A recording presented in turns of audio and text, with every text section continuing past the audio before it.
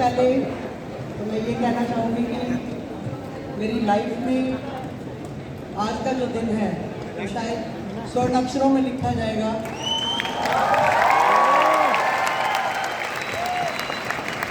क्योंकि आज तक पुलिस की शिकायत करने के लिए, पुलिस को बुरा कहने के लिए, पुलिस को क्रिटिसाइज करने के लिए और पुलिस को हमेशा ही कहीं ना कहीं उनकी कमियां निकालने के लिए सब लोग खड़े होते हैं। लेकिन आज इस सभागार में, इस स्टेडियम में हजारों लोग अलग अलग जगह से आकर, पूरे देश से विदेश से आकर जो सम्मान आप लोगों ने दिया है उसकी शायद मैं हकदार भी नहीं थी।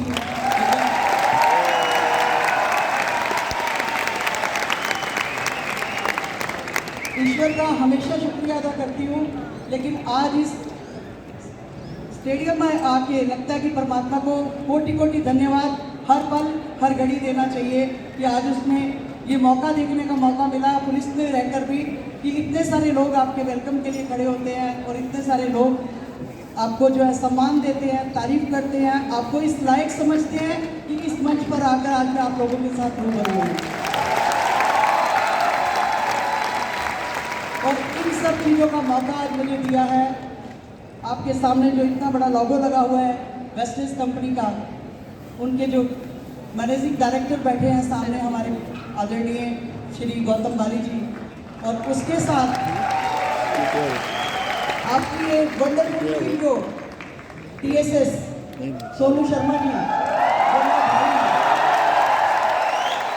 उनकी टीम का, पर्टिकुलरली उनकी टीम का मैं शुक्रिया अदा करना चाहूँगी कि आज उन्होंने ये अपॉर्चुनिटी मुझे दी कि आप लोगों से मैं रूबरू हो सकूँ, आप लोगों से बात कर सकूँ।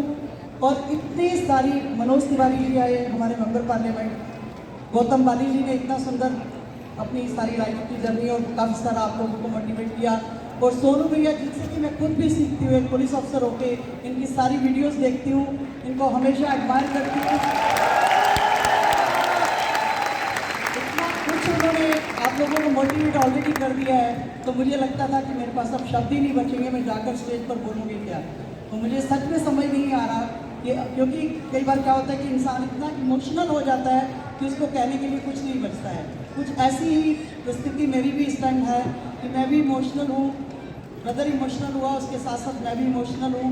तो बहुत कुछ कहने के लिए आप लोगों के सामने है नहीं, लेकिन फिर भी मैं आप लोग, क्योंकि आज इतने सारे लोग इकट्ठे हुए हैं, इतनी बड़ी टीम के साथ आप लोग जुड़े हुए हैं, आप लोगों के फ्यूचर के लिए, आप लोगों के सपनों के लिए, आप लोगों को आगे बढ़ते हुए देखने के लिए मेरी ईश्वर से बहुत सारी शुभकामनाएं आप लोगों के लिए है कि जो सपने वेस्टलिस आपको दिखा रही है और जो आप देख रहे हैं और जो TSS की टीम मिलकर सोनू शर्मा जी के साथ उनको अचीव करेगी और आप लोगों को आगे बढ़ते हुए हम आने वाली अपनी लाइफ में जो है देखेंगे, उसके लिए मैं आप लोगों को सबको बहुत ज़्यादा बधाई देती हूँ कि आप लोग आज इस मंच पर आए हैं, आप लोग आके अपने सपनों को साकार करने के लिए यहाँ पर आए हैं। और जब आप यहाँ से जाएंगे तो इतना कुछ लेके जाएंगे कि जाकर आपने जो है बहुत जोश के साथ अपनी लाइफ में आगे बढ़ना है। और जैसे सोनू भैया ने बताया कि कोई ऐसा इंसान नहीं है जिसकी जर्नी में प्रॉब्लम्स नहीं आती हैं, लेकिन उन प्रॉब्लम्स को दूर करके उनके साथ उनके कैसे अपनी लाइफ में आगे बढ़ना है ये आपने देखना है, मेहनत आपने करनी है, बड़े सपने देखने हैं और बड़े सपनों को पूरा करने के लिए आप जब जुट जाएंगे तो कोई ऐसी चीज़ नहीं है जो आपको रोक सके आगे बढ़ने के लिए। उसी के लिए मैं आप लोगों को अपनी छोटी सी जर्नी जो मेरी लाइफ की रही है, आज जो मेरे को आप लोगों के बीच में आने का मौका मिला है, तो शायद उस जर्नी की वजह से रहा है। नहीं तो दिल्ली पुलिस में ACP तो बहुत सारे हैं, शायद भैया ने किसी को इन्वाइट नहीं किया, मुझे इन्वाइट किया। कहीं ना कहीं मेरी वो छोटी सी स्टोरी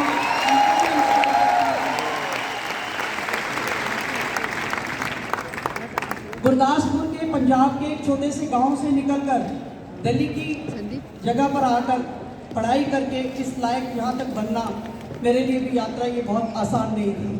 खासतौर से मैं लड़कियों को बताना चाहूँगी, क्योंकि आज बहुत सारी लड़कियाँ यहाँ बैठी हैं, कि सपने साकार करने की जब बात आती है ना, तो किस तरीके से सपने साकार करने पड़ते हैं। अगर आप देखें तो मेरी 37 ईयर जॉब हो चुकी है दिल्ली पुलिस में और 10 महीने बाद मेरी रिटायरमेंट है। मैं सोनू भैया से एक दिन कह रही थी कि मुझे भी वेस्टलिस ज्वाइन करा दो,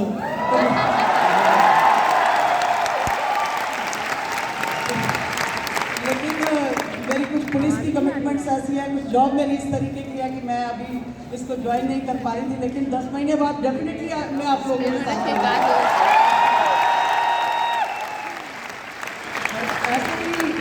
ही आप लोगों के साथ, सोनू भैया के साथ मोटिवेट करते हुए आप लोगों को आगे बढ़ूंगी। और मैं वो सपना मैं भी देख रही हूँ, आप लोग तो देखिए ही देखिए। तो मैं बताना चाहती हूँ गुरदासपुर के एक छोटे से गांव से निकलकर दिल्ली तक की यात्रा करना, दिल्ली पुलिस में आना आसान काम नहीं था मेरे लिए। खासतौर से लड़कियों को इसलिए मैं बताना चाहती हूँ कि 37 साल पहले, 37 साल की मेरी जॉब और उसके बाद जो आप देखते हैं कि ग्रेजुएशन तक का 15-16 साल का जो एजुकेशन पीरियड है, अगर आप 50 ईयर 55 ईयर पीछे चले जाएं, जो कि मेरी अब 59 एज है, 55 ईयर अगर आप पीछे चले जाएं तो हालात बहुत आसान नहीं थे। बहुत ज़्यादा प्रॉब्लम्स थी, लड़कियों को घर से बाहर नहीं निकलने दिया जाता था, एजुकेशन नहीं दी जाती थी। आप लोग लकी हैं कि आज के दौर में हैं आप लोग, और आप लोगों को पेरेंट्स जो है वो इक्वलिटी की नज़र से देखते हैं। पहले हमारे टाइम में लड़कियों को तो बिल्कुल घर के काम के लिए रखा जाता था, लड़कों को फिर भी थोड़ा बहुत पढ़ा लिखा के, क्योंकि पता था कि मैन डोमिनेटिंग सोसाइटी में आदमी का काम है वो घर से बाहर जाके कमाएगा, और औरत जो है वो घर में आके अपने घर के कामों को करके अपनी फैमिली को लुक आफ्टर करेगी और अपने हस्बैंड को भी लुक आफ्टर करेगी, पूरे परिवार को भी लुक आफ्टर करेगी। ऐसे ही एक मिडिल परिवार में मैं पैदा हुई थी, जहाँ पर कि सपने देखना लगता था कि गुनाह सा है, लेकिन मैंने वो कोशिश की सपने देखने की। आज से 50 साल पहले मैंने भी सपने देखने की कोशिश की। मैंने कहा कि लीक से हट के कुछ बनना है, ऐसे नहीं जाएगा। जैसे मैंने बताया कि गरीब पैदा होना गुनाह नहीं है, लेकिन गरीब मरना बहुत बड़ा गुनाह है।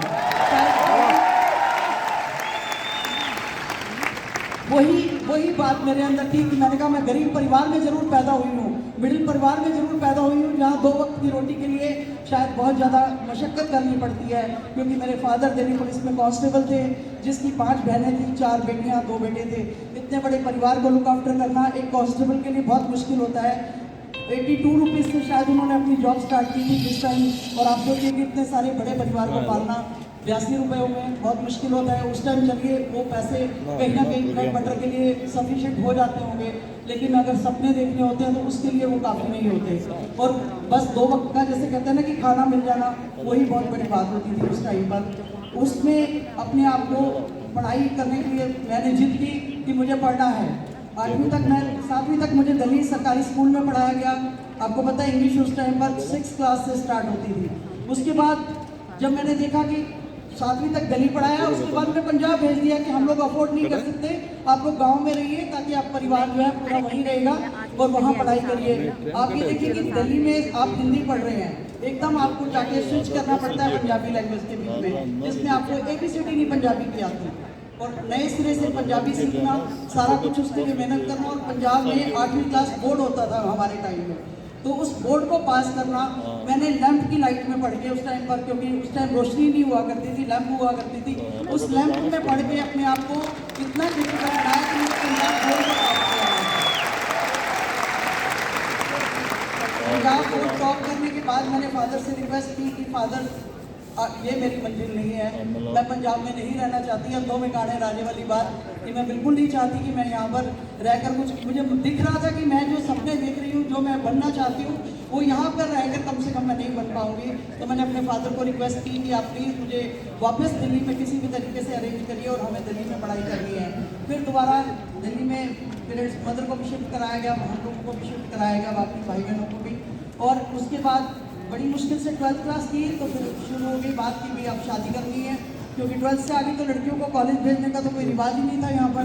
तो वो फिर भूख हड़ताल करनी पड़ी घर में, कई दिन तक भूख हड़ताल करनी पड़ी कि कॉलेज जाना है, क्योंकि मैं कांस्टेबल नहीं बनना चाहती थी। किरण बेदी मैम को देखती थी तो मैं कहती थी कि कम से कम सब इंस्पेक्टर तो मैं जरूर आऊँगी, कांस्टेबल नहीं आऊँगा। ये जज्बा मेरे था अंदर, और मैं चाहती रही कि मेरे को हर हालत में मुझे पढ़ना है, और सब इंस्पेक्टर आने के लिए आपको कम से कम ग्रेजुएट होना बहुत ज़रूरी था। तो वो ग्रेजुएशन करने के लिए इतनी मशक्क़त करनी पड़ी, पेरेंट्स ने बिल्कुल अलाउ नहीं कर रहे थे। मैंने कॉरस्पॉन्डेंस में एडमिशन ले लिया, मैंने कहा मुझे पढ़ना है तो पढ़ना है, मैं आपसे एक पैसा नहीं मांगूंगी, लेकिन आप मुझे पढ़ाई के लिए नहीं रोकेंगे। तो मेरी वो भूख हड़ताल जो थी वो सफल हुई। मैं ये इसलिए बता रही हूँ कि आप लोग कई बार हमें हार्डशिप से गुजरना पड़ता है, कई बार अपनी बातें मनवाने के लिए कई सारी जिद करनी पड़ती है। तो वो भूखे रहना भी एक जिद थी मेरी कि मैं अगर भूखी रहूँगी तो शायद मेरे पेरेंट्स को कहीं तरस आए और मुझे एडमिशन करवा दें। तो उन्होंने कॉरस्पॉन्डेंस से मुझे ग्रेजुएशन कराई। बहुत बड़ी मेरे आगे चुनौती थी कि बिना पढ़ाई, बिना आपको कोई कॉलेज नहीं जाने को मिल रहा है, आप घर पर अपनी बुक्स लेके पढ़ रहे हैं, कोई आपको ट्यूशन का साधन नहीं है, कोई आपको गाइड करने वाला नहीं है, कोई मदद मेरी बिल्कुल अंगूठा छाप थी। फादर मेरे 8वीं पास थे, तो आप सोच ही सकते हैं कि घर का एटमॉस्फेयर क्या होगा जिसमें मुझे बहुत ज़्यादा कुछ पढ़ने को मिलता। लेकिन उसके बावजूद मैंने अपनी मेहनत की। मेरे को अपनी बुक्स लेने के लिए भी पैसे नहीं होते थे, बहुत मुश्किल से 250 रुपये की नौकरी करके स्कूल में बच्चों को पढ़ाकर मैंने अपनी बुक्स खरीदी थी ताकि मैं अपनी एजुकेशन को कंटिन्यू कर सकूं और जो मैंने सपने देखे हैं कि मुझे दिल्ली पुलिस में जाना है उसको मैं साकार कर सकूं। उसके लिए ग्रेजुएशन की, मैंने ग्रेजुएशन करने के बाद फिर मौका मिला कि मैं, क्योंकि आपको एग्ज़ाम देने पड़ते हैं थ्रू एसएससी, थ्रू यूपीएससी, मैंने 1 साल का स्टेनोग्राफी का कोर्स भी किया। फादर चाहते थे कि मैं दिल्ली पुलिस में बिल्कुल ना जाऊं, क्योंकि वो खुद दिल्ली पुलिस में थे। वो देखते थे कि यहाँ की लाइफ जो है वो काफ़ी टफ है। दिल्ली पुलिस में रहकर लड़कियों के लिए जॉब जो है वो बहुत ज़्यादा आसान नहीं है, दिन रात की नौकरियाँ होती हैं, बहुत मुश्किल होता है इस दौर से गुजरना। तो वो चाहते थे कि मैं स्टेनोग्राफर बनूँ, लेकिन मेरी एक ही जिद थी, जैसे मैं सोनू जी और बाली जी कहते हैं ना, ये जिद पकड़ लो कि अपने वेस्टेज में ही रहना है और इसी को आगे बढ़ाना है। सेम चीज़ मैं कहती हूँ कि आप, मैंने जिद पकड़ ली थी, मुझे बनना है सब कुछ, तो उसके लिए मुझे कुछ भी करना पड़ेगा, तो मैंने पुलिस में ही जाना चाहे कुछ हो जाए। मैंने दोनों टेस्ट पास किए, यूपीएससी पास किया, एसएससी पास किया, पे स्केल सेम था। फादर चाहते थे मैं दिल्ली पुलिस में ना जाऊँ, स्टेनोग्राफर बन जाऊँ, लेकिन मैं चाहती थी कि मैं जो है सब इंस्पेक्टर बनूंगी दिल्ली पुलिस में, क्योंकि मैं किरण बेदी मैम को देखती थी, शिवा मेरी जो कहते हैं मेंटोर थी, उनको मैं देखती थी, उनको देखकर मेरा मन होता था कि मुझे भी पुलिस में जाकर यूनिफॉर्म पहननी है। और उस यूनिफॉर्म पहनने के पीछे सबसे बड़ा कारण एक ये था कि जिन परिस्थितियों से मैं गुजर रही हूँ, मैं हेल्पलेस हूँ, मैं कोई मदद नहीं कर पा रही हूँ किसी की। वो एक, जब आपको पावर मिलती है, जब आप यूनिफॉर्म पहनते हैं, आपके हाथ में एक पावर होती है, उस पावर के साथ आप हजारों लोगों का फायदा कर सकते हैं। ये मोटिव मेरे मन में था हमेशा से। तो ये सोच के मैंने चाहती थी कि मैं पुलिस में जाऊँ, क्योंकि मुझे लगता था स्टेनोग्राफर बन के सिर्फ आप शॉर्ट एंड टाइप लिखेंगे, टाइप करेंगे, बॉस के पास जाएंगे, 2-4 कमियां निकालेगा, वापस आपको जो है आएंगे, फिर आप उसको करेक्ट करेंगे, लेकिन आपकी कोई लाइफ नहीं होगी, आपको कोई पहचानने वाला नहीं होगा। आज अगर मैंने अपने सपनों को साकार किया, उस चीज़ को मैंने अडॉप्ट किया कि मुझे पुलिस में जाना है और मैं अपनी जिद पर अड़ी रही, तो मैं आज, मुझे इतने सारे आप लोग भी पहचान रहे हैं। बाकी इसके बाद खाली ग्रेजुएशन कर लेने के बाद और खाली पुलिस में भर्ती हो जाने के बाद जो आगे की लाइफ बहुत आसान नहीं थी। जब मैंने ज्वाइन कर लिया, ये अपने क्लियर कर लिया टेस्ट, तो 3 महीने लगे मुझे पेरेंट्स को कन्विंस करने के लिए कि मुझे पुलिस में ही जाना है, मैं तब तक ज्वाइन नहीं करूँगी कोई और जॉब, क्योंकि मैंने पुलिस में ही जाना है, आप चाहे मुझे ज्वाइन करने दो चाहे ना दो। फादर भी जिद पे अड़े रहे कि मेरी मर्जी के बिना तुम कैसे ज्वाइन कर सकती हो। 3 महीने तक अपॉइंटमेंट लेटर के लिए बार बार मैसेज आता रहा कि अगर आप ज्वाइन नहीं करना चाहते तो आपकी सीट हम किसी और को दे दें। तो इन बिटवीन मेरे ग्रैंडफादर एक्सपायर हो गए, मेरे पेरेंट्स की मजबूरी हो गई कि उनको पंजाब जाना पड़ा, और मैंने इस दौरान जाके अपनी ड्यूटी ज्वाइन कर ली। मैंने कहा बाद में जो लड़ाई होगी, बाद में जो लड़ाई होगी वो देखती जाएगी, जो पेरेंट्स का जो कहते हैं ना, उनकी जो गालियाँ या उनका जो भी डांट है वो सहली जाएगी, लेकिन अभी तो कम से कम अपनी जो दिल की इच्छा है उसको पूरा किया जाए। और आप यकीन नहीं करेंगे कि 1 साल तक मेरे फादर ने मुझसे इसलिए बात नहीं करी कि इसने अपनी मर्जी की है, इसने चाहकर भी वो जॉब नहीं ज्वाइन की जो मैं चाहता था। मैंने उस चीज़ को भी एक्सेप्ट किया। मैंने कहा कोई बात नहीं, आपकी यही बेटी एक दिन आपको प्राउड फील कराएगी और आप याद करेंगे कि आपने जिस चीज़ को बनाया था वही चीज़ आपने किया।